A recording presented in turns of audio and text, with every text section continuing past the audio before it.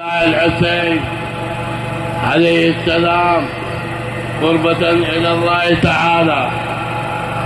السلام عليك يا سيدي ومولاي يا أبا عبد الله، وعلى الأرواح التي حلت بفنائك، عليك مني سلام الله أبدا ما بقيت وبقي الليل والنهار، ولا جعله آخر العهد مني لزيارتكم.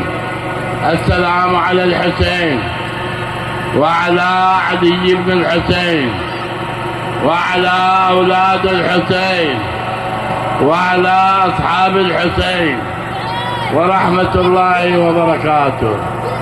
أزور سيدي ومولاي أبا بكر العباس. السلام عليك يا سيدي ومولاي يا أبا بكر العباس.